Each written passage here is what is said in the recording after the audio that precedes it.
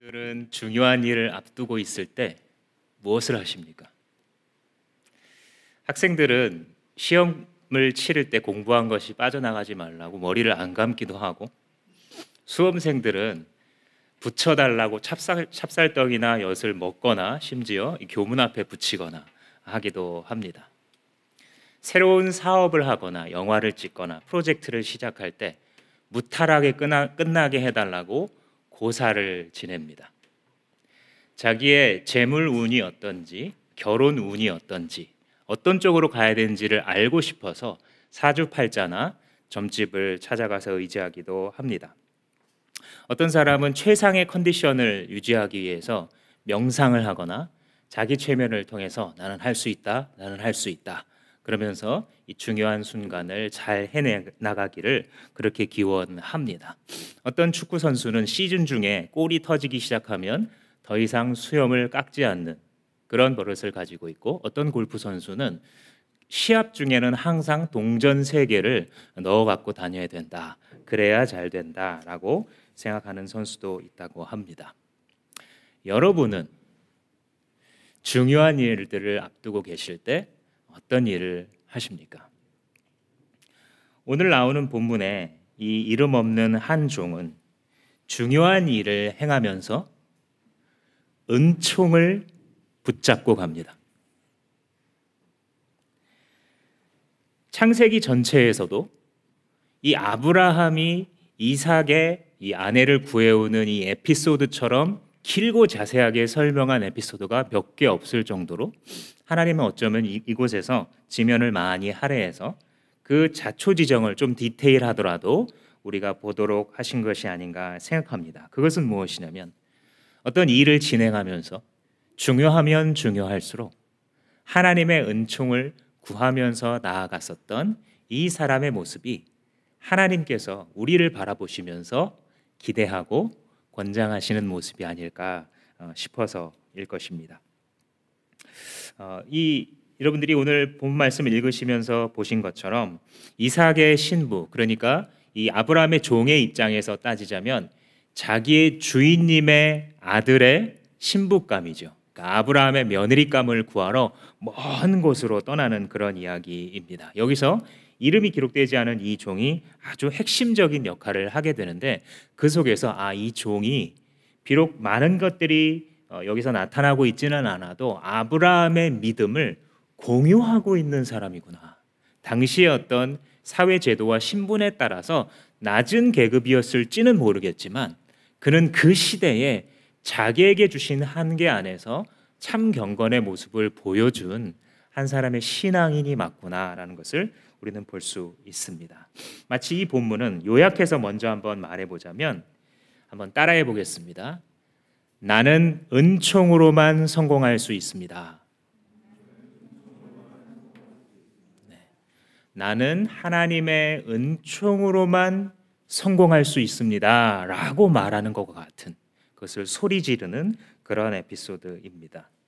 이 종이 사실 이제 24장 오늘 10절부터 읽었습니다만 24장을 시작할 때 보면 아브라함과 대화를 하면서 아브라함이 자기 집의 모든 소유를 맡아 관리하는 종에게 미션을 주는 장면이 나오는데, 그러니까 이 종이 이름이 기록되어 있지 않아도 아브라함의 최고 신임을 받은 종이었던 것을 알 수 있습니다. 사실 그 종은 그 이전에 보면 엘리에셀이라고, 하나님 나한테 씨를 안 주실 거면 이 종 엘리에셀이 내 상속자가 될 거예요 라고 말했었던 바로 그 사람일 것으로 대부분의 해석가들이 추측을 합니다만, 그 아브라함이 어느 날 이 늙은 종 엘리에셀을 불러서 뭐라고 얘기를 하냐면, 이 세번역 성경의 표현으로 따지면 다리 사이에, 내 다리 사이에 네 손을 집어넣어라, 이런 명령을 합니다.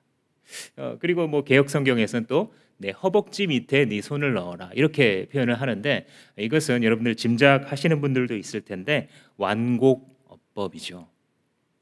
우리 어법에도 권투를 하다가 벨트 아래를 쳐서 지금 맞아서 고통스러워한다, 축구를 하다가 급소에 맞았네요, 저 선수 정말 고통스럽겠군요 하고 직설적으로 말하기 어려운 것들을 좀 완곡하게 표현을 하고 있지 않습니까?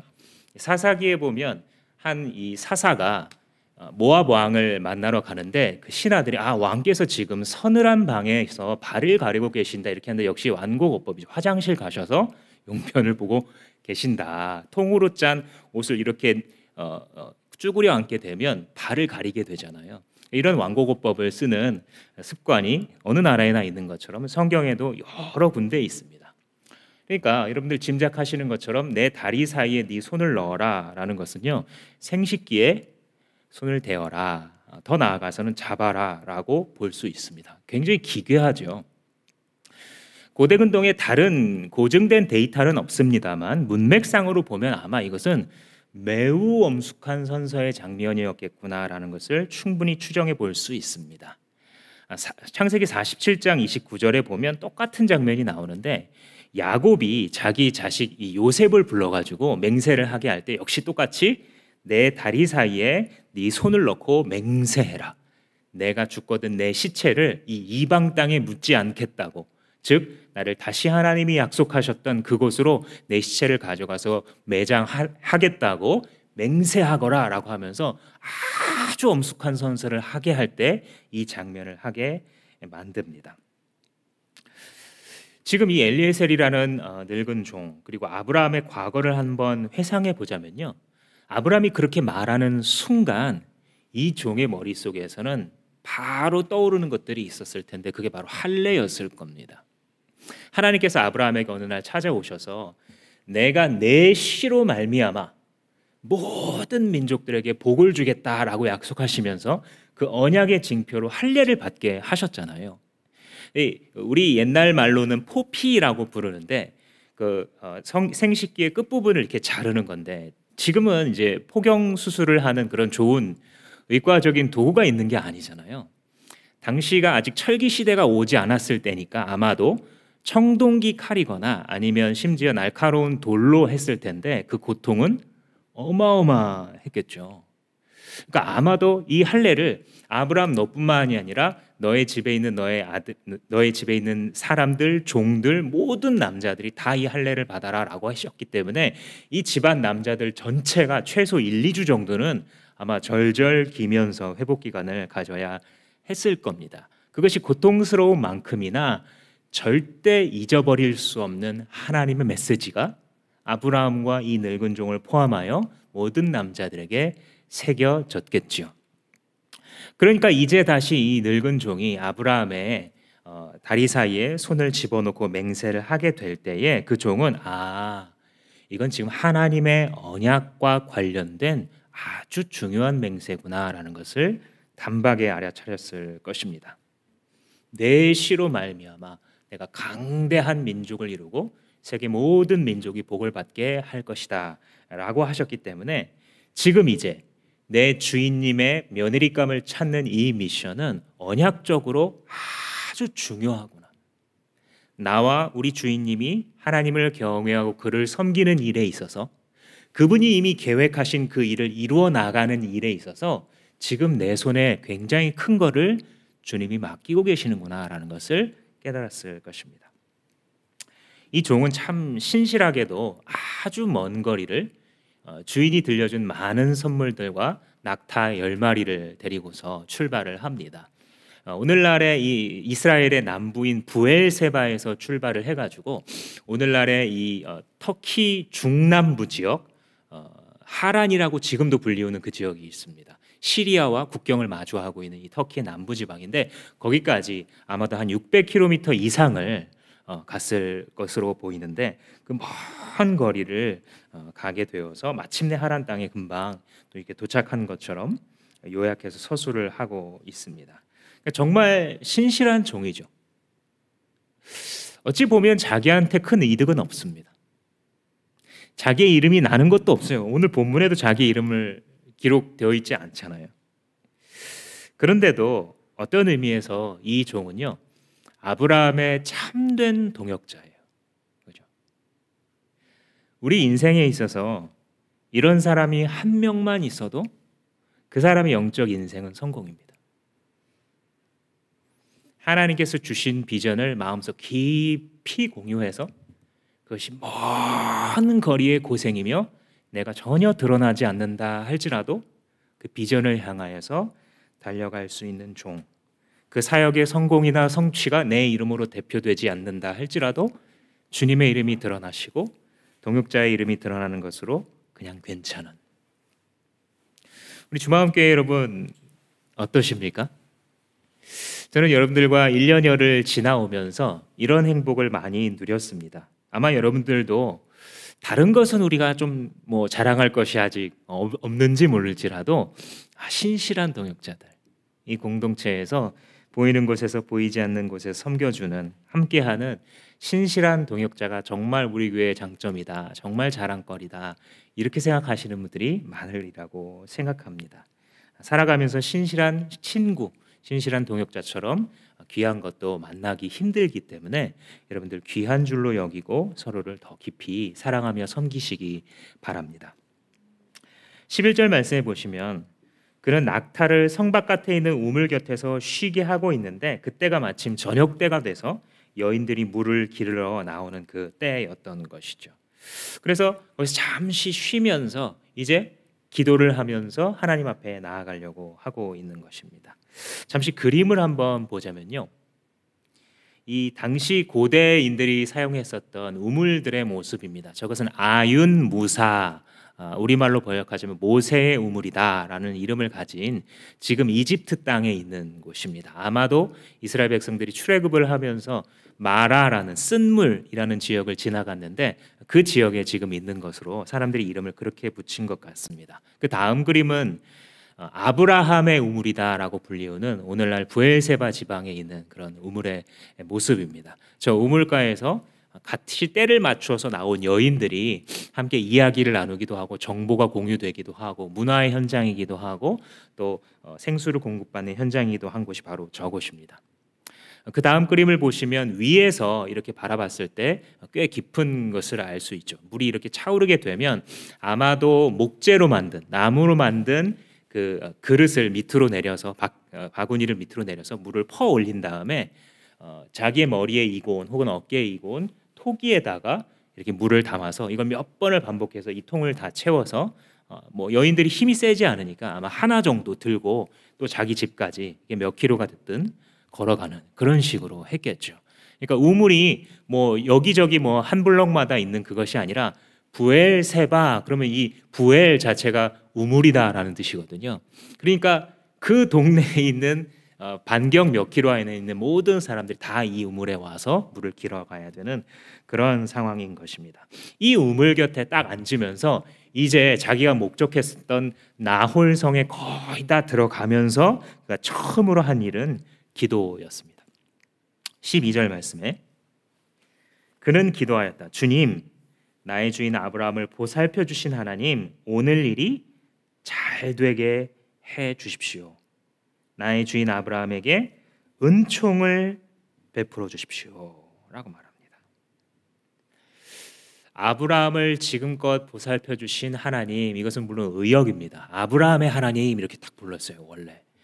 그런데 아브라함의 평생에 얼마나 하나님께서 역사하셨는지 진짜 잘 보았거든요. 심지어는 주변에 있는 아비멜렉이라는 왕이 와가지고 당신 내가 보니까 하는 일마다 다 잘 되는 것 같은데 그게 아마 당신이 믿는 하나님 때문인 것 같아. 그러니까 앞으로 나를 적으로 돌리지 마 하고 언약을 맺는 장면이 나올 정도로 아브라함이 인생을 걸어가는 길목길목마다 하나님의 은총이 쏟아져 내리는 것을 이 종은 잘 보았겠죠. 그래서 지금 자기가 맡은 이 일이 난이도가 아주 높다라는 것을 잘 알고 있는 이 종은 하나님의 은총이 아니고서는 이 일은 성공하기 어려운 일입니다 라고 고백을 하는 거예요. 하나님, 내가 오늘 하는 일 어려운 일이지만 중요한 일인데 잘 됐으면 좋겠습니다 라고 기도하는 것입니다. 우리가 순간순간 짧은 순간일지라도 중요한 순간에, 정말 어려운 순간에 이렇게 주님 앞에 기도해야 되겠죠. 왜냐하면 하나님은 이렇게 기도하는 자들, 자기 백성들의 기도를 들으시는 하나님이시기 때문입니다. 아멘이십니까? 사람들이 만약에 자기가 하고 있는 일과 하나님의 관련성을 제대로 알게 된다면 모두 무릎 꿇을 거예요. 만약에 사람들이 자기의 중요한 이 일이 얼마나 하나님의 은총과 연관되어 있는지를 제대로 안다면 그들은 하늘을 향하여서 울부짖으며 기도의 시간에 나아가 눈물을 흘리며 기도할 것입니다. 그러면서 그가 이렇게 구해요. 14절 말씀해 보시면 물 한 모금만 주세요 라고 제가 말했을 때 네 그러세요, 여기 있는 물 어서 드세요 라고 말하면서 제가 당신의 낙타들에게도 물을 먹여 드릴게요 라고 대답하는 여인을 만나게 하신다면 그 여인이 곧 주님께서 예비하신 자인 줄로 알겠습니다 라고 하는 이 기도를 올려드립니다. 여러분, 이 맥락을 보시면 그런 여인을 만나는 게 쉽다는 얘기예요? 어렵다는 얘기예요? 만약에 쉬운 기도를 올려드려가지고 아무나 고르게 돼서 아브라함한테 혼나면 어떻게 하고 자기의 미션이 실패하면 어떻게 해요? 이 기도를 하는 것 자체가 우리는 얼른 이해가 안 될지라도 어려운 기도였겠구나, 이것이 성취되는 것 자체가 어려운 사인이었겠구나라는 것을 짐작할 수 있습니다. 그러니까 매우 어려운데도 그러나 꼭 성공해야 되는 이 일을 주님 앞에 맡기는 것이죠. 그래서 무엇을 구하는 거냐면 은총을 구하는 겁니다. 사실 이 단어는 은혜를 말하는 헤세드와 같은 단어예요. 여기서 은총이라고 해석자들이 해석하고 있는 이유는 뭐냐? 번역자들이 이렇게 번역한 이유는 뭐냐면 우리 어법에서는 이 은혜 은자에다가 사랑과 은혜, 특별히 위로부터 내려주시는 사랑과 은혜를 의미하는 총자를 써서 총애하다라는 말을 쓰잖아요. 붙여서 하나님만이 내려 보내주실 수 있는 특별한 은혜와 사랑, 이런 뜻으로 번역을 한 거예요. 은총, 좋은 번역이라고 생각을 합니다. 그러니까 이 어려운 일이 정말로 이루어지려면 하나님의 특별한 은혜와 주님의 돌보심이 아니고서는 될 수 없음을 제가 잘 압니다 라고 고백하시는 거죠. 믿음의 사람들은 그래서 이렇게 살아요. 누가 물어보지 않더라도 중요한 일을 해나갈 때, 중대한 결정을 내려야 할 때 주님의 은총이 아니면, 주님의 은혜가 아니면 나는 알 수도 없고 성공할 수도 없습니다. 이게 중요하다는 것은 알겠는데 이게 된다는 것은 너무 어렵습니다. 하나님, 내가 어떻게 해야 되겠습니까? 주님, 이것을 내가 할 줄 안다고 해도 도대체 이 둘 중에 뭘 택해야 될지 하나만 성공의 길인 것 같은데 무엇입니까? 알 수가 없습니다 라고 주님 앞에 나아가 주님을 의지하면서 모든 것을 보시는 여호와, 모든 것을 준비하시는 여호와 이레의 하나님께 자기 자신의 삶을 맡겨드리는 것, 이것이 믿음의 핵심 요소이죠. 이렇게 기도하는 사람은 그의 인생이 마치 은총을 붙잡고 걸어가는 것과 같아서 이제부터 그의 인생을 자기가 책임지는 것이 아니라 그 은총의 주체이신 하나님께서 책임지시게 되는 것입니다. 예수님께서 하루는 비유를 하시면서 누가복음 18장에 한 불의한 재판관의 비유를 드시면서 이런 말씀을 하신 적이 있습니다. 예수께서 항상 기도하고 낙심하지 말아야 된다라고 하는 이 요점을 가르치기 위해서 이 비유를 드셨는데, 어떤 도시에 하나님을 두려워하지 않고 사람을 무시하는 재판장이 있었는데 아주 어렵게 살아가는 과부한 사람이 찾아와서 자주 찾아가가지고는 내가 억울하니까 나의 원한을 풀어주소서 이렇게 구했다라는 거예요. 근데 이 재판장은 사람을 무시하고 하나님도 두려워하지 않기 때문에 평상시에는 이렇게 자기에게 부탁하는 사람들의 이걸 들어주지 않는 거예요. 뭐 돈이나 먹으면 모를까, 그렇지 않고 이 과부와 같이 어렵고 해줄 대가를 줄 게 없는 사람한테는 아무것도 해줄 마음이 없는 그런 재판장이라는 거예요. 그런데 그가 얼마 동안 듣지 않다가 후에 속으로 생각하기를 이 과부가 나를 번거롭게 하니 내가 그 원한을 풀어줘야 되겠다, 아니면 맨날 와서 나를 이렇게 괴롭힐 게 아니냐라고 하면서 들어주었다라는 우화예요. 그런데 이 우화를 들으면 스토리 자체는 이해가 되는데요, 이 불의한 재판관으로 상징되고 있는 분이 지금 누구예요? 예수님의 의도 속에서 하나님이에요. 그래서 이 비유가 약간 충격적인 예수님의 몇 가지 비유 중에 하나예요.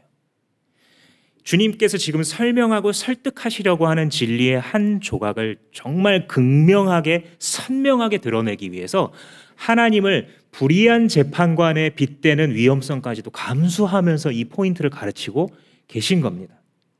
그래서 18장 7절 말씀해 보시면 하물며 그렇게 불의한 재판관도 계속 괴롭히면 도와주는데 하나님께서 그 밤낮 부르짖는 택하신 자녀들의 원한을 안 풀어주겠느냐. 그러니까 뭐예요? 가르치려는 그 포인트, 그 취지가 뭐예요? 절대 실망하지 말고 끝까지 기도해라. 그죠? 불의한 재판관도 자기가 귀찮아서라도 자꾸 기도하면, 자꾸 부탁을 하면 들어줄 텐데, 너가 하나님을 사랑하는 마음으로, 주님께 복종된 종의 마음으로 주님께 끝까지 나아가 구할 때 주님께서 들으시겠니? 안 들으시겠니? 라고 너무나도 기가 막힌 방식으로 우리에게 가르쳐 주세요. 그러니까 우리가 하나님의 은총을 구한다는 것은요, 요행을 바라는 게 아닙니다.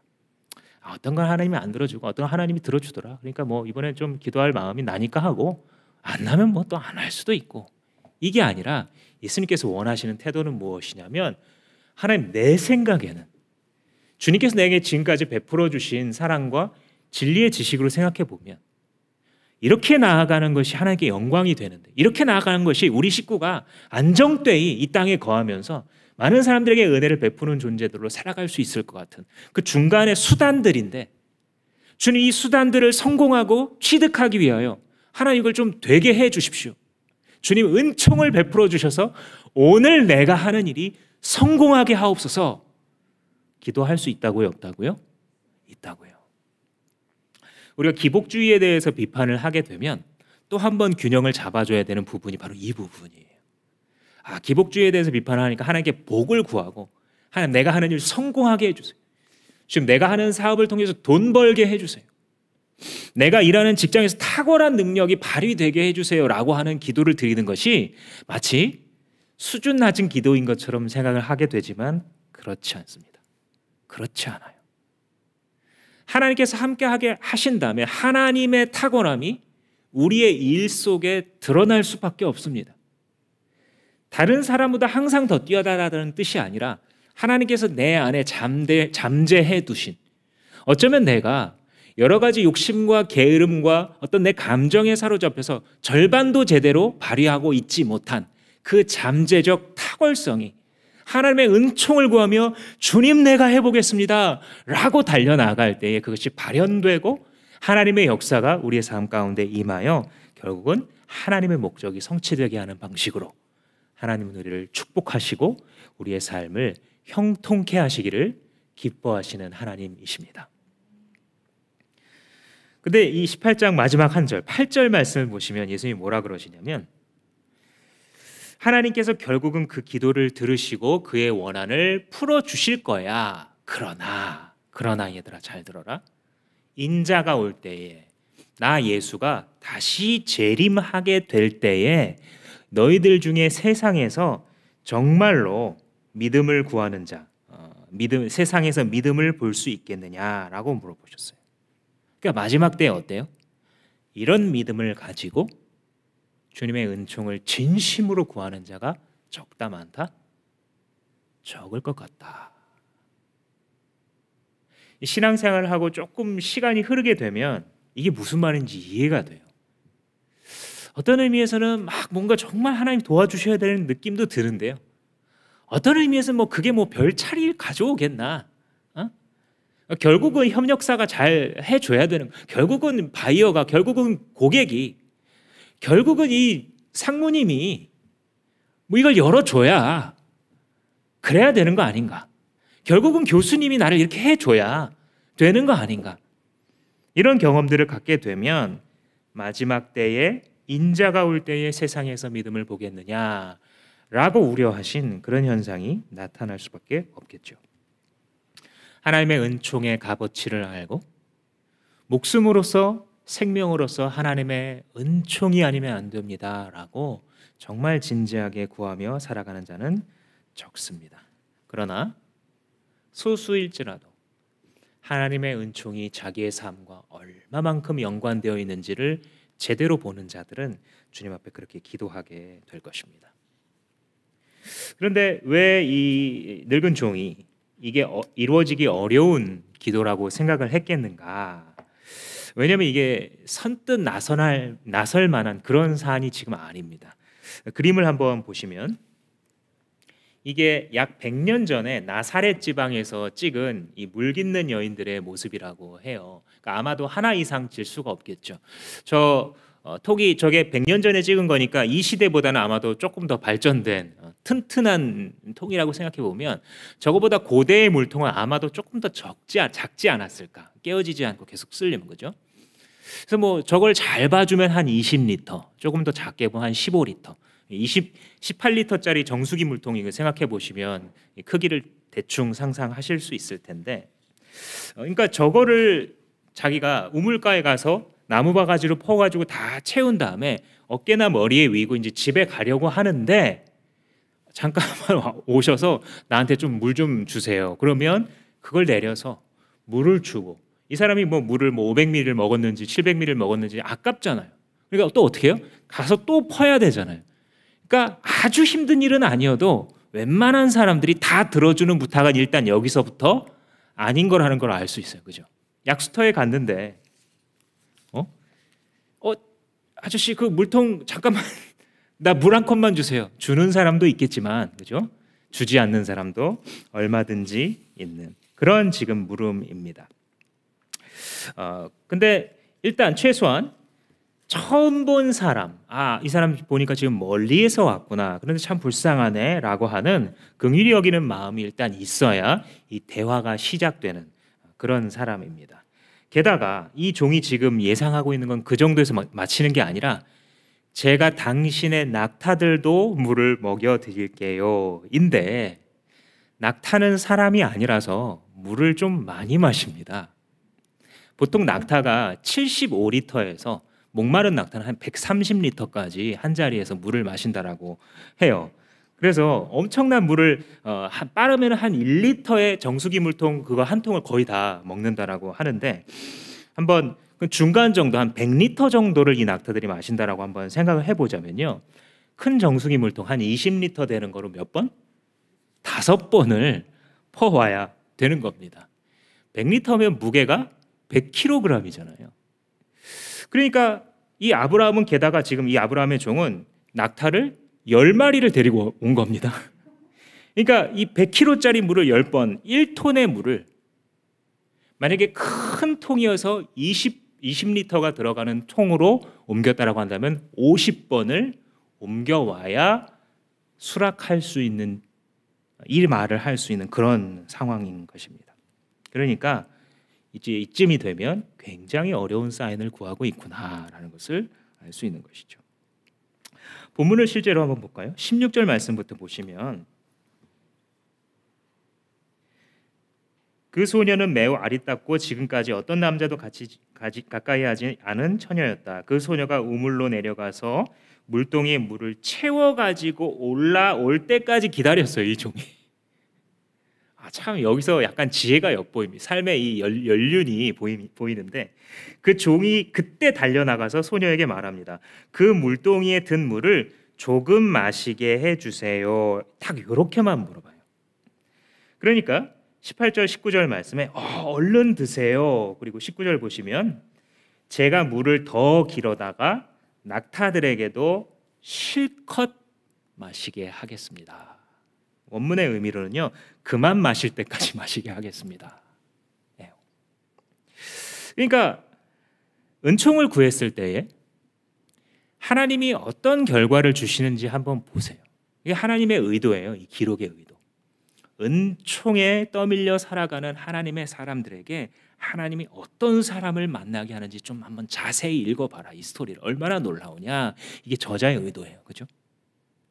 리브가는 굉장히 찾아보기 힘든 긍휼의 마음을 가진 여인이었던 것입니다. 처음 보는 사람이라도 자기랑 큰 관련이 없는데도 어려운 사람을 봤을 때 그를 향하여서 하나님 부어주신 긍휼의 마음이 생겨나는, 나그네를 환대할 줄 아는 어려움 당한 사람을 도울 줄 아는 그런 사람입니다. 히브리서 말씀에 보면 너희들이 말세를 살아갈 때에 형제 사랑하기를 계속하면서 나그네를 대접하는 것을 잊지 말아라.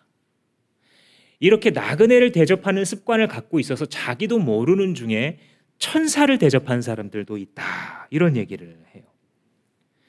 그러니까 너희들이 이 땅을 살아가면서 너희들도 고생해 보면 알지 않느냐. 정말 힘든 시절을 살아가고 있을 때에 뭐 누구를 만나고 싶지도 않고 그러나 또 도움은 또 필요한데 아무도 나에게 관심 가져주지 않는 그때에 그 사람들을 사랑해주고 대접하는 것을 잊지 말아라. 그것은 천사를 대접하는 것, 즉 하나님 자신을 대접하는 것과 같다라는 말씀을 하고 있는 것입니다. 그러므로 물 한 모금 줄래요? 라고 하는 이 짧은 질문 속에는 믿음의 사람에게 하나님께서 부어주신 일을 성공으로 이끌어가는 지혜가 다 녹아들어 있는 것입니다. 그러니까 이게 만약에 하나님이 정말 인도하셔서 나에게 만나게 해주시는 그 여인이라면 하나님이 이렇게라도 내가 확신하게 해주십시오. 이 종의 의도는 거기 있는 거예요. 하나님이 하시는 일이라면 어려운 일일지라도 될 수 있습니다 라고 고백을 하는 것입니다. 아, 목사님 이제 잘 알았어요. 그럼 뭐 할 때마다 어떤 게 좋은 길인지 알려면 사인을 구하면 되겠군요. 기도원이 양털 기도를 하는 것처럼 이루어지기 어려운 걸 기도 제목으로 걸고 기도하라, 그 말씀이시죠? 그런 건 아닙니다. 지금 이 종의 기도는요, 자기 계획에 하나님을 끼워 맞추는 기도가 아니에요. 그죠? 자기 계획에 하나님을 끼워 맞추기 위해서 하나님을 시험해 보는 이런 기도를 하고 있는 것이 아니라 사실 그 반대예요. 하나님의 계획에 자기를 밀어 넣는 거예요. 하나님이 지금 아브라함을 통해서 무슨 일을 하고 가시는지 그 맥락을 알고 있잖아요. 그 계획 속에 자기를 던지는 거예요, 지금.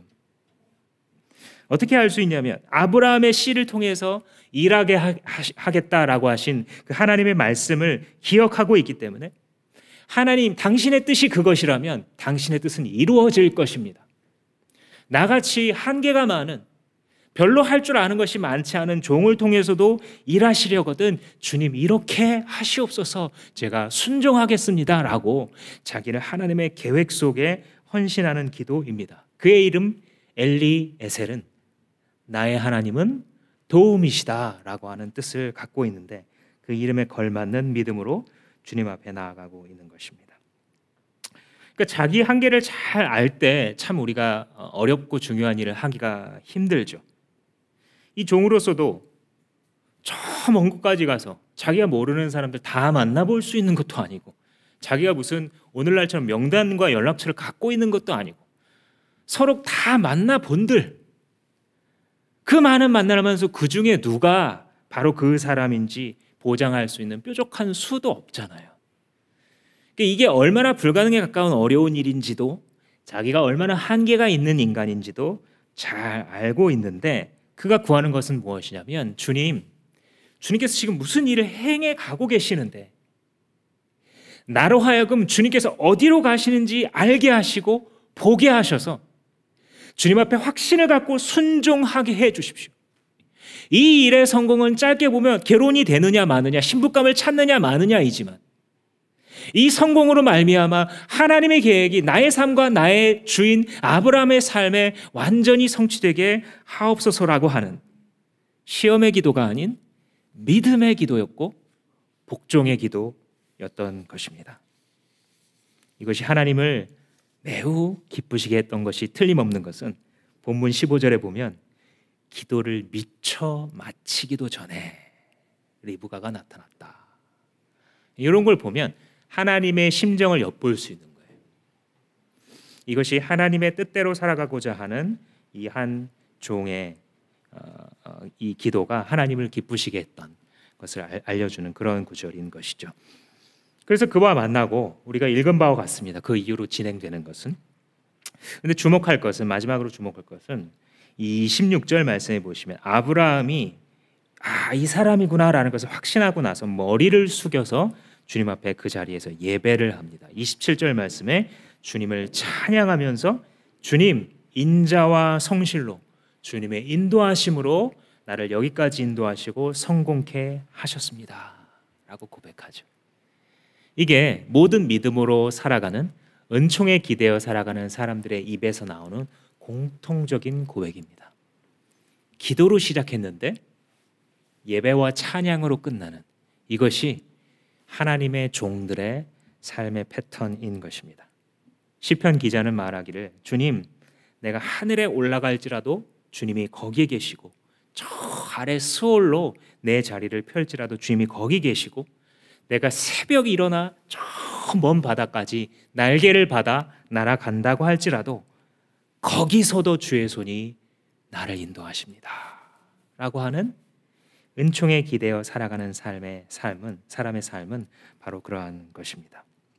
그런 사람은 감사가 끊이지 않습니다. 주님이 하셨습니다.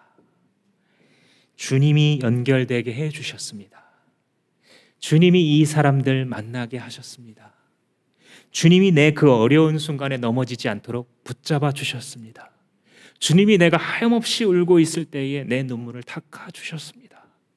주님이 내 우연한 것 같은 선택 속에 함께 계셔서 앞을 보지 못하는 나 대신에 주님께서 선택해 주시고, 주님이 그 문을 열어주시고, 주님이 그곳으로 들어갈 수 있도록 내 걸음을 붙잡아 주셨기 때문에 내가 여기까지 올 수 있었습니다 라고 하는 하나님의 인자와 긍휼을 찬양하는 것, 그것이 바로 믿음의 종의 사는 법입니다.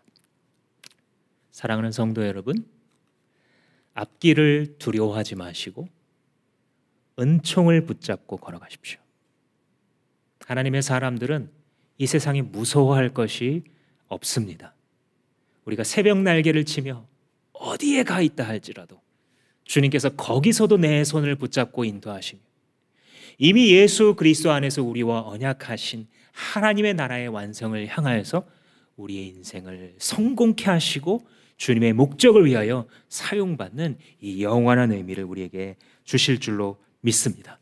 주님의 뜻을 이루는데 나 자신을 드리겠다고 헌신한 자에게는 주님께서 믿음으로 앞길의 전망을 할 수 있도록 보여주시고 이끌어 주십니다.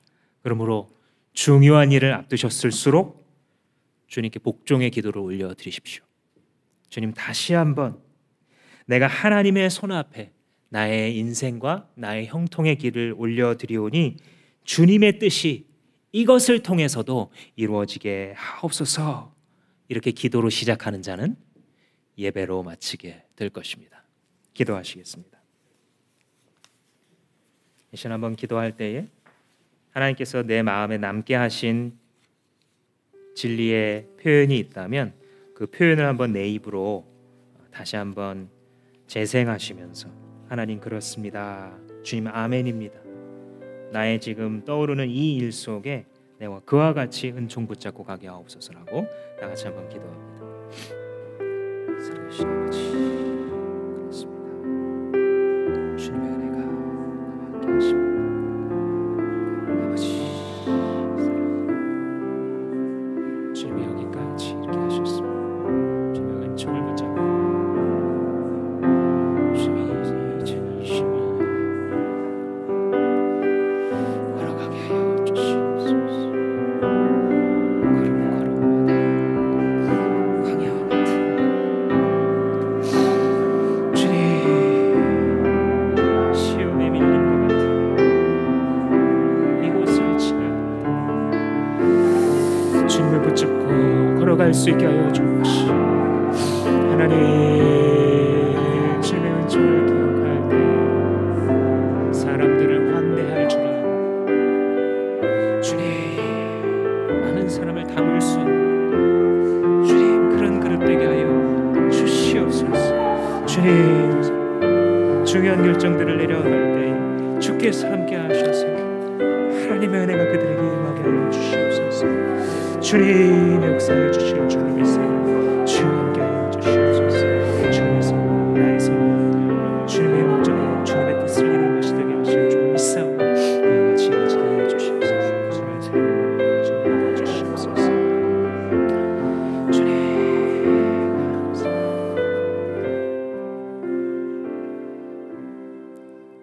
아버지 하나님, 우리는 당신의 은총으로만 걸어갈 수 있습니다.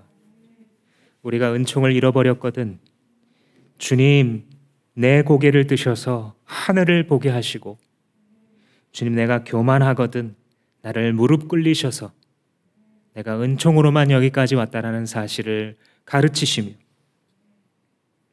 너무나도 불가능해 보이는 그러나 인생에 꼭 필요한 기도를 올려드리는 주의 사랑하는 성도들이 이 자리에 있거든. 그들이 기도로 시작할 때에 예배로 마칠 수 있도록, 찬양으로 마칠 수 있도록 그들의 삶을 주관하시고 축복하여 주시옵소서.